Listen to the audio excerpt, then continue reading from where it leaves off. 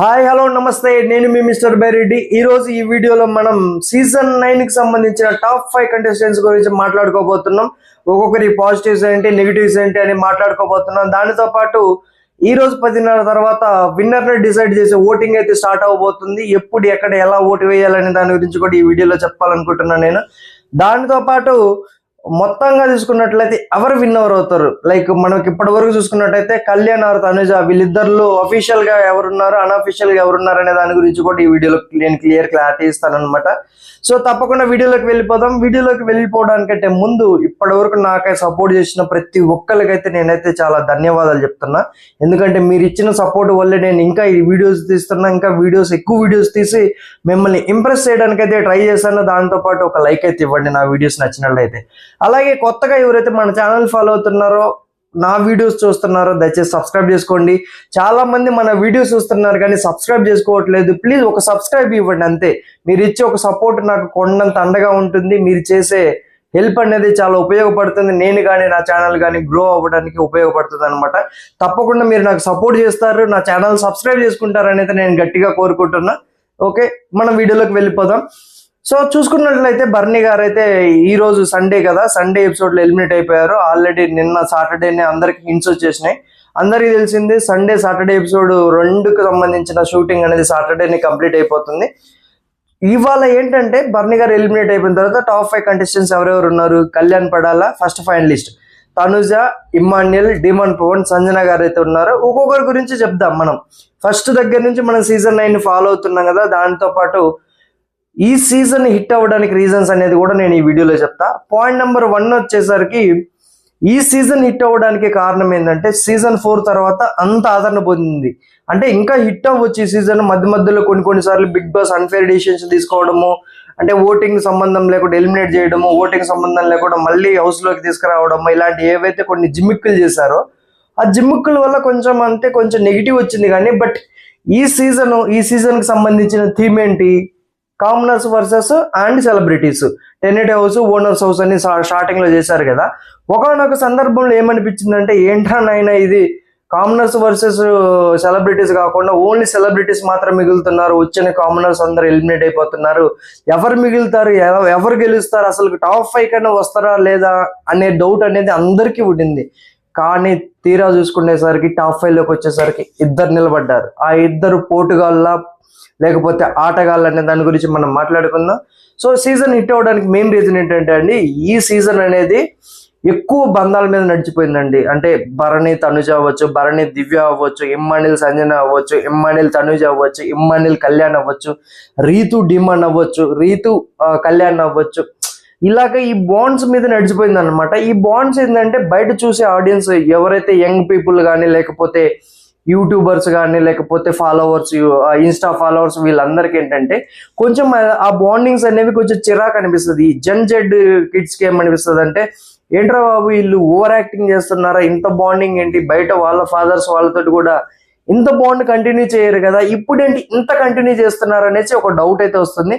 But ఈ season hit అవ్వడానికి main reason ఏంటంటే ఆ బంధాలే. ఎందుకంటే ప్రైమ్ టైంలో టెలికాస్ట్ అవుతుందండి బిగ్ బాస్ 9:30 or 10. ఇప్పుడు చూసుకున్నట్టయితే లాస్ట్ వీక్ నుంచి 10కు టెలికాస్ట్ అవుతుంది. ఈ ప్రైమ్ టైంలో టెలికాస్ట్ అవ్వడం వల్ల మ్యాక్సిమం ఎక్కువ శాతం ఎవరు చూస్తారు చెప్పండి, ఓటింగ్ మ్యాక్సిమం ఫ్యామిలీ ఆడియన్స్ చూస్తారు. ఫ్యామిలీ ఆడియన్స్ కు ఆ డ్రామా, సింపతి, ఆ కట్టు బొట్టు, మాట్లాడే విధానము, లేకపోతే ఆ బంధాలు, వాళ్ళ మధ్య ఉన్న ఎఫెక్షన్, ఇవే ప్లస్ అవుతాయి అనమాట. ఇవి ఏంటంటే వాళ్ళు చూసి ఓన్ చేసుకుంటారు వీళ్ళు కంటెస్టెంట్స్. బట్ వాళ్ళు ఓటింగ్ వేస్తారంటే చెప్పలేం. బయట ఉన్న వాళ్ళు, వాళ్ళ పిఆర్స్ అవ్వచ్చు, వాళ్ళ ఫ్రెండ్స్ అవ్వచ్చు, వాళ్ళ ఫాలోవర్స్ అవ్వచ్చు, ఎవరైనా అవ్వచ్చు, వాళ్ళు ఓటింగ్ చేసుకుంటారు. ఫ్యామిలీ ఆడియన్స్ ఓటేస్తారంటే చెప్పలేం. 50-50 ఛాన్సెస్ అనమాట. ఎందుకంటే maximum family audience smart phone వాడే వాళ్ళు తక్కువగా ఉంటారు. మేబీ మిస్డ్ కాల్ ఇస్తే ఇవ్వచ్చు, అది ఎలా ఉంటుంది అనేది కూడా తెలియదు అనమాట. ఆ ప్రాసెస్ 50-50 ఛాన్సెస్ ఉంటుంది. బట్ ఈ సీజన్ కు టీఆర్పీ అనేది బీభత్సంగా వచ్చిందంట అండి. చూసుకున్నట్లయితే అలాగే ఉండింది. దాంతో పాటు మిగతా సీజన్ 4 తర్వాత 4 సీజన్లు జరిగినా కానీ అంత బజ్ అయితే క్రియేట్ అవ్వలేదు. ఏదో పల్లవి ప్రశాంత్ అప్పుడు జరిగింది కానీ మరీ ఇంత అయితే జరగలేదు. బట్ ఈ సీజన్ టీఆర్పీ అనేది బద్దలైపోయిందని చాలా మంది అనుకుంటున్నారు. చాలా మందికి డౌట్ కూడా ఉండొచ్చు అసలు టీఆర్పీ అంటే ఏంద్రా అనేసి.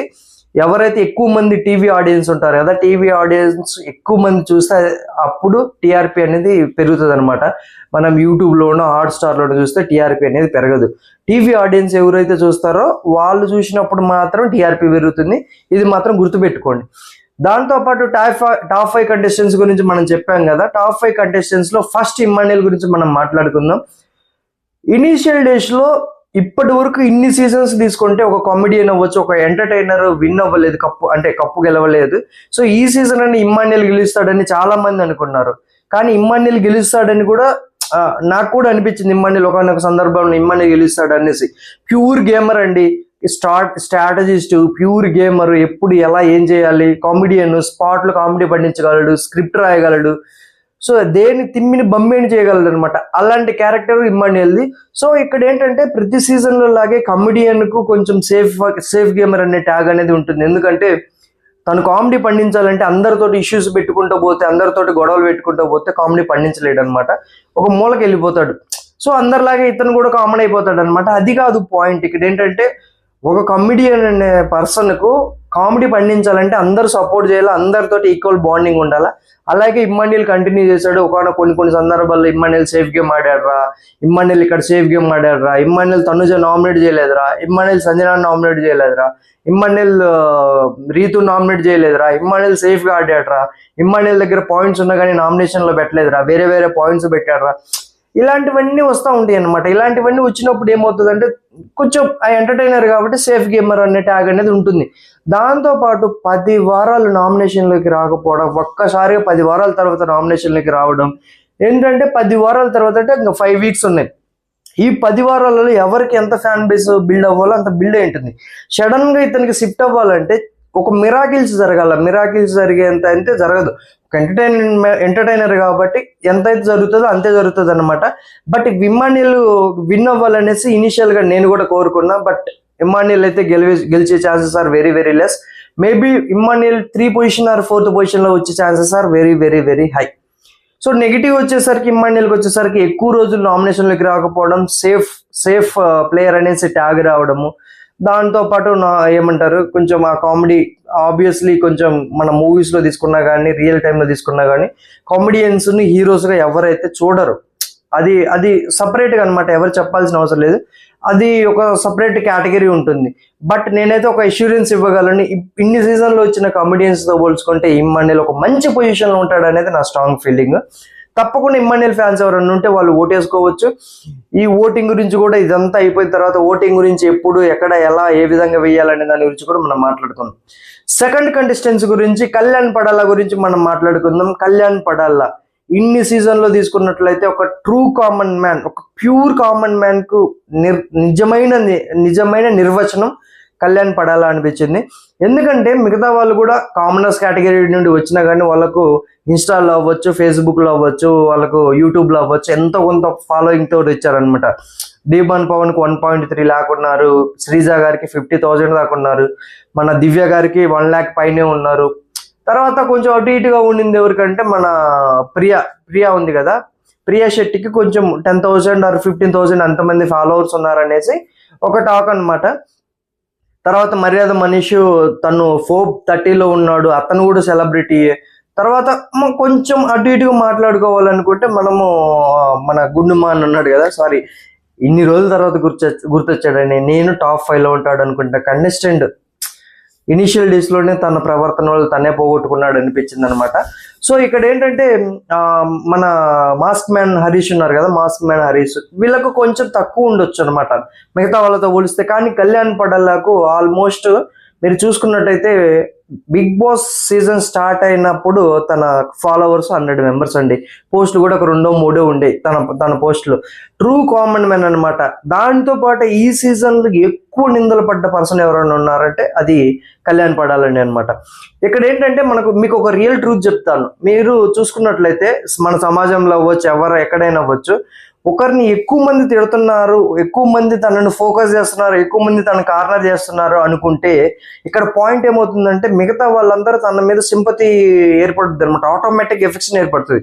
అది మన హ్యూమన్ సైకాలజీ, అది మన హ్యూమన్ నేచర్ అనమాట. ఇక్కడ పాయింట్ ఏంటంటే ఇక్కడ జరిగింది ఏంటంటే తను ఎక్కువ నిందలు పడ్డాడు. దాంతోపాటు దాని మీద తను ఎప్పుడు ఫైట్ చేయలేదు. సందర్భాన్ని బట్టి వాటికి అవే అవి తేట తెల్లమైపోతూ వచ్చినాయి అనమాట. దాంతోపాటు చూసే ఫ్యామిలీ ఆడియన్స్కు తిన్న ట్రూ క్యారెక్టర్ అనేది నచ్చడం కూడా ఒక ప్లస్ పాయింట్ అనమాట. అరే కళ్యాణ్ రా ఎలా ఉన్నాడు రా, మన ఇంటి పక్కన అబ్బాయి ఉన్నట్టే ఉన్నాడు, మన అబ్బాయి ఉంటే ఇలాగే ఉంటాడేమో, ఒక ప్యూర్ మిడిల్ క్లాస్ పర్సన్ ఉంటే ఇలా ఉంటాడేమో అనేసి అలాగే ఉన్నాడు అనమాట. దాంతో పాటు వాళ్ళ ఫాదర్ వచ్చి స్టేజ్ మీద చెప్పిన మాటలండి, ఆ మాటల తర్వాత కళ్యాణ్ గ్రాఫ్ ఎక్కడికో వెళ్ళింది. వాళ్ళ ఫాదర్ చెప్పిన మాటలు ఇప్పటికీ నా చెవులలో రింగ్ అవుతూనే ఉన్నాయి. ఆయన ఏం చెప్పాడంటే, కప్పు గెలవడం కోసం వేరే వాళ్ళని దించొద్దు, మనకు డబ్బులు ముఖ్యం కాదు, డబ్బులు శాశ్వతం కాదు, పేరు ముఖ్యము, పేరు తెచ్చుకుంటే ఆటోమేటిక్గా అన్నీ వస్తాయి, నువ్వు గెలవడం కోసం వేరే వాళ్ళని కిందికి లాగొద్దని చెప్పిన మాటలు ఏవైతే ఉన్నాయో ఇప్పటికీ అవే రన్ అవుతా ఉన్నాయి అనమాట.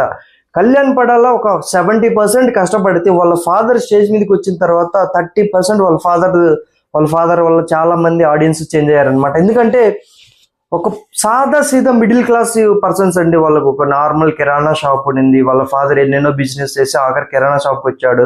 మనోడు ఆర్మీ మ్యాన్, సిఆర్పిఎఫ్ అంటున్నారు అందరు, ఏదైనా కానీ ఆర్మీ సర్వీస్, ఇండియన్ సోల్జర్ అని అన్నమాట. దాన్ని మనోడు ఎప్పుడు తీసుకురాలేదు, నేను ఇండియన్ సోల్జర్, నేను ఇలాగ నాకు ఓటేయండి, నేను అలా కమాండింగ్ కూడా అవ్వలేదు, ఓవర్ స్ట్రాటజీలు చేయలేదు, గెలవాల్సిన దగ్గర గెలిచాడు, ఓడిపోవాల్సిన దగ్గర ఓడిపోయాడు, ఫ్రెండ్షిప్ చూపించాల్సిన దగ్గర ఫ్రెండ్షిప్ చూపించాడు, ప్యూర్ బాండ్స్ ఏర్పాటు చేసుకున్నాడు.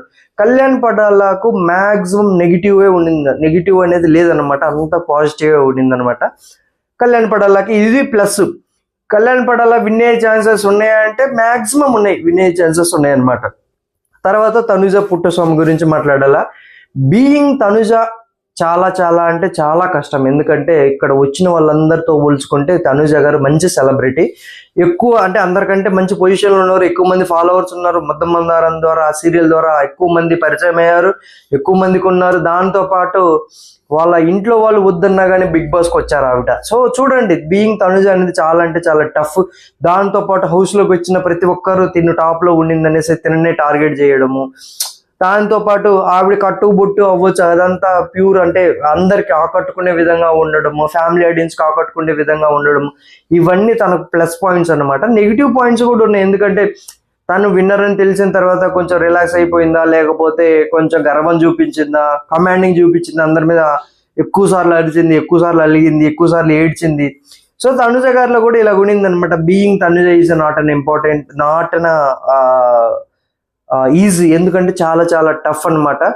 దాంతోపాటు విన్నర్ అని తెలిసిన తర్వాత వచ్చిన వాళ్ళందరూ తినని పాయింట్అవుట్ చేసి నిన్నే టార్గెట్ చేస్తున్నామని చెప్పిన తర్వాత కూడా ఆవిడ వాళ్ళని పట్టించుకోకుండా వెళ్ళిన విధానం ఏదైతే ఉండిందో టూ గుడ్ అనిపించింది. తనుజ గారికి ఎందుకు ప్లస్ పాయింట్ అవుతుందంటే, ఇనీషియల్ డేస్ లో తీసుకున్నట్లయితే ఇమ్మాన్యుయల్ ప్యాచప్ అవ్వడము, ఇమ్మాన్యుయల్ తోటి ఆ కామెడీ అనేది, బర్నీ గారితో ఆ బంధం అనేది కొంచెం ఆవిడకి ప్లస్ అయింది. దాంతోపాటు మీరు 100% చూసుకున్నట్లయితే 100% బంగారు బొమ్మలాగా ఉంటారండి. ఆవిడ శారీ కట్టారంటే అంత అందంగా అంత బాగుంటారు. సో ఇవన్నీ ఆకట్టుకున్నాయి ఆవిడకి తెలుసు ఎక్కడ ఏ విధంగా మాట్లాడాలి, ఎలా మాట్లాడాలి, ఎంతవరకు మాట్లాడాలి. ఎందుకంటే వీళ్ళంతా కెమెరాలు ఫేస్ చేస్తారు, ఒక కళ్యాణ్ తప్ప. కళ్యాణ్ కూడా ఎందుకు గొప్ప అంటే, సెలెక్ట్ అవ్వడమే కొన్ని వేల మంది అప్లికేషన్స్ వస్తే అందులో 40 మంది సెలెక్ట్ అయ్యారు, 40 మందిలో 15 మందిలో ఆరుగురిలో విన్నర్ అవ్వడం అనేది ఇది కదా అనేది అనిపించింది. తర్వాత తనుజ గారు కూడా అంత బాగా అంత హైలైట్ అనిపించింది అనమాట. నెక్స్ట్ తీసుకున్నట్లయితే మనకి డీమాన్ పవన్ గురించి మనం మాట్లాడుకుందామండి. కళ్యాణ్ లాగే తిని కూడా ఒక కామనర్ అండి. వాళ్ళ ఫాదర్ కూడా ఒక పెయింటర్ ఒక మేస్త్రి. తను ఉండేసి మిగతా ఏదైతే కాంట్రాక్ట్ వస్తుందో అందరి చేత పని చేసుకుంటూ ఉంటాడు అనమాట. వాళ్ళ ఫాదర్ చూసిన తర్వాత ఆయనకు క్యాన్సర్ రావడం వల్ల కొంచెం ఆపరేషన్ జరిగిందంట. ఆయన స్టేజ్ మీదకి వచ్చినప్పుడు మన డీమాన్ పవన్ కూడా ఎంత డ్రామాటిక్ గా కాకుండా, ఎమోషనల్ అవ్వకుండా ఉన్న విధానం అవ్వచ్చు, తను బాహుబలి లాగా బాడీ బిల్డర్ అవ్వచ్చు, ఏ టాస్క్ వచ్చినా కానీ అరే డీమాన్ పవన్ ఉంటే మనం ఓడిపోతాం రా, వాడిని తీసేయాలరా గేమ్ లో నుండి అని కంటెస్టెంట్స్ అందరూ మాట్లాడుకునే స్టేజ్కి తీసుకొచ్చాడంటే అది తన పవర్ అనమాట. కళ్యాణ్ లాగా ఎందుకు అవ్వలేకపోయాడంటే, మేబీ ఒక 50-60% తను రీతుతోటి బాండ్ అవ్వడము, ఆ బాండ్ను కూడా బయట వాళ్ళు వచ్చి చెప్పినా కానీ బ్రేక్ చేసుకోకపోవడము, దానివల్ల అంటే అమ్మాయిని గెలిపించడానికి అవ్వచ్చు, ఆ అమ్మాయి కోసం అవ్వచ్చు, తినగేం పోయింది అనేసి చాలా మంది కామెంట్ చేశారు, చాలా మంది మాట్లాడుకున్నాం. దానితో పాటు కళ్యాణ్కు తినకు జరిగిన ఇష్యూస్ అవ్వచ్చు, ఇవన్నీ ఏంటంటే ఇప్పుడు ట్రూ కామన్ మ్యాన్స్ ఇద్దరు ఉన్నప్పుడు నువ్వు నేను అన్నప్పుడు ఒక పర్సన్నే చూస్తారు కాబట్టి కళ్యాణ్కి ఎక్కువ వెళ్ళారనమాట. డీమన్ పవన్కి అంత తక్కువ వెళ్ళింది, అందుకేనమాట ఇలా జరిగింది. లేకపోతే డీమన్ కూడా మంచి పొటెన్షియల్ ఉన్న కంటెస్టెంట్. ఎందుకంటే రీతు గారి వెళ్ళిపోయిన దగ్గర నుండి చూసుకున్నట్లయితే తనలో నుంచి మరో యాంగిల్, కామెడీ యాంగిల్ బయటపడింది. సెటర్లు వేస్తున్నాడు, కామెడీ చేస్తున్నాడు, బాగా ఫ్రెండ్షిప్ అంటే బాగా చేస్తున్నాడు. దాంతోపాటు హౌస్ మొత్తం మీద గొడ్డులా కష్టపడ్డాడండి. గిన్నెలు తోమడం కానీ, వంట చేయడం కానీ, ఏ పని తీసుకుంటే ఆ పని తనలాగా చేసిన పర్సన్ ఎవరు లేరండి. నేను 100% డ్యామ్ షూర్గా చెప్తాను. సో ఫుడ్ ఏదైనా ఐటమ్స్ అని బిగ్ బాస్ కూడా ఇష్టపడ్డాడంటే మీరే ఆలోచించండి డేమన్ పవర్ ఏంటో. సో మనోడు ఇనిషియల్గా పోగొట్టుకున్నాడు గేమ్. మనోడు కూడా ఈ విన్నింగ్ పొటెన్షియల్ ఉన్న క్యాండిడేటే, బట్ పోయింది అప్పుడు స్టార్టింగ్లో పోయింది అనమాట. మేబీ తిను 3-4 పొజిషన్లో ఉండే chances are very very high. తర్వాత సంజన గారి గురించి మాట్లాడుకోవాలండి. 4 ముక్కల్లో మాట్లాడుకుందాం సంజన గారి గురించి. బీయింగ్ సంజన కూడా అంత ఈజీ కాదు. ఎందుకంటే అప్పుడే పుట్టిన బేబీని వదిలేసి, 2 పిల్లల్ని వదిలేసి హౌస్లోకి రావడము, దాంతోపాటు బాలింత అంటే ఆల్మోస్ట్ 6 మన అంటే అందరూ అనుకుంటారు కదా 6 months వరకు ఈ ఆపరేషన్ అయ్యి బిడ్డ పుట్టినా కానీ 6 months వరకు బెడ్ దిగొద్దు. సో బాలింతగా ఉంటారు కదా, ఆ పొజిషన్లో ఉన్నా కానీ తన మీద పడ్డ మచ్చను తొలగించుకోవడం కోసం బిగ్ బాస్ హౌస్లోకి రావడము. ఇనీషియల్ స్టేజ్లో అంత సప్పగా నడిచిపోతున్న బిగ్ బాస్ను ఒక్కసారికి షేక్ చేసిన వ్యక్తి ఎవరైనా ఉన్నారంటే సంజన గారు. సో దాన్ని కంటిన్యూ చేసుకున్నారంటే కంటిన్యూ చేసుకోలేకపోయారు. అదే కామన్ కంటెంట్ అనేది రిపీట్ అవ్వడం వల్ల, దొంగతనాలు రిపీట్ అవ్వడం వల్ల మిగతా వాళ్ళకు కూడా చిరాకు వేయడం, వాళ్ళ ఫ్యాన్స్ కూడా చిరాకు వేయడం.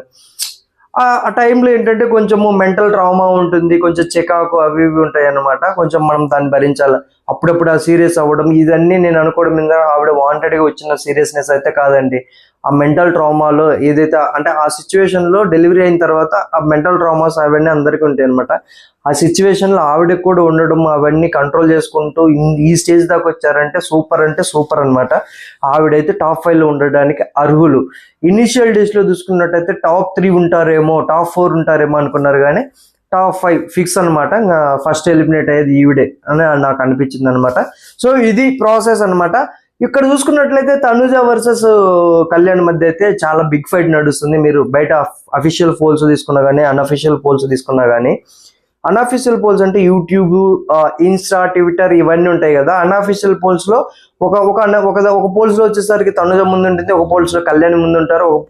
ఇక్కడ ఒక పాయింట్ చెప్తున్నాను అనమాట. ఎవరికి నచ్చిన కంటెస్టెంట్స్ కు వాళ్ళు ఓటేసుకోండి.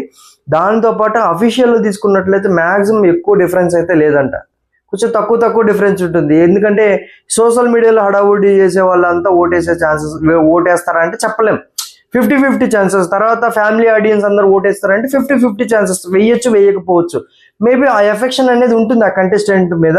చూడాలి ఎలా ఉంటుంది అనేసి. దాంతో పాటు ఈ రోజు 10:30 తర్వాత ఓటింగ్ లైన్స్ అయితే ఓపెన్ అవుతాయి. వాళ్ళ పిఆర్స్ కానీ, వాళ్ళ ఫాలోవర్స్ కానీ, వాళ్ళ ఫ్రెండ్స్, ఫ్యామిలీ మెంబర్స్ ఎవరైనా ఉంటే ఈ 1.5 hourలో ఎక్కువ ఓటింగ్ వేయించుకోవడానికి సిద్ధంగా ఉండండి. ఎందుకంటే ఈ 1.5 hour అనేది చాలా ఇంపార్టెంట్. ఎందుకంటే ఈ 1.5 hourలో డే వెళ్ళిపోతుంది. నెక్స్ట్ డే నుంచి మిగతా వాళ్ళందరికీ పిఆర్స్ వీళ్ళంతా కంటిన్యూ అవుతారు. కానీ ఈ రోజు పడే ఓటింగ్ ఏదైతే ఉంటుందో అది చాలా ఇంపార్టెంట్ అనమాట. అది చాలా అంటే చాలా ఇంపార్టెంట్. సో తప్పకుండా మీరు ప్రమోట్ చేసుకోండి. వీడియోలు చేసుకుంటారా, ఇన్స్టా రీల్స్ చేసుకుంటారా, ఏమైనా చేసుకుంటారా, ప్రమోట్ చేసుకోండి. బట్ ఈ 1.5 hour అనేది చాలా క్రూషియల్. దాంతోపాటు మన వీడియోస్ ఫ్యామిలీ ఆడియన్స్ ఎవరైనా చూస్తున్నట్లయితే వాళ్ళకి చెప్తున్నాను నేను, ఓటింగ్ ఎలా వేయాలి, ఎక్కడ వేయాలని చాలా మందికి డౌట్స్ ఉంటాయి అనమాట. సో వాళ్ళ నెంబర్స్ ఉంటాయి, వాళ్ళ నెంబర్స్ ఇస్తారు కదా, నెంబర్స్ మిస్డ్ కాల్ ఇవ్వాలి. ఒక్కొక్క రోజుకు ఒక్కసారి మిస్డ్ కాల్ అనమాట. నువ్వు 10 సార్లు చేస్తే 10 సార్లు కౌంట్ కాదు, ఒక్క రోజుకు ఒకటే మిస్డ్ కాల్ కౌంట్. దాంతోపాటు హాట్ స్టార్ ఎవరైతే యూజ్ చేస్తున్నారో హాట్ స్టార్లో ఎపిసోడ్ కింద ఓట్ అని ఉంటుంది. అక్కడికి వెళ్ళి ఓట్ అనే బటన్ మీద క్లిక్ చేస్తే మీకు మీ కంటెస్టెంట్స్ ఫొటోస్ వస్తాయి. ఆ కంటెస్టెంట్స్ ఫొటోస్ మీద క్లిక్ చేసుకున్నట్లయితే అక్కడ ఓట్ అనేది వాళ్ళకు నోట్ అవుతుంది అనమాట. సో గుర్తుపెట్టుకోండి, ఒకవేళ ఒకే నెంబర్ మీద multiple members hot star use చేస్తుంటే ఒకటే ఓట్ కింద మనకు కౌంట్ అవుతుంది.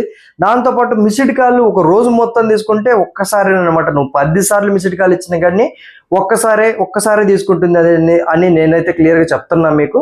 తప్పకుండా మీకు నచ్చిన కంటెస్టెంట్స్కి అయితే ఓటు వేసుకోండి. హాట్ స్టార్లో ఓటు వేయండి, మిస్డ్ కాల్స్ ఇవ్వండి.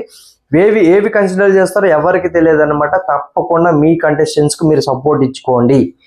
ఎవరు గెలవాలనేది మీ చేతుల్లో ఉండింది. ఇప్పుడు పిఆర్స్ గేమ్సా, లేకపోతే ఫాలోవర్సా, ఫ్యాన్సా, ఎవరైనా ఫ్యామిలీ ఆడియన్స్ ఎవరైనా కానీ ఇప్పుడు ఈ వీక్ మీ చేతిలో ఉంటుంది.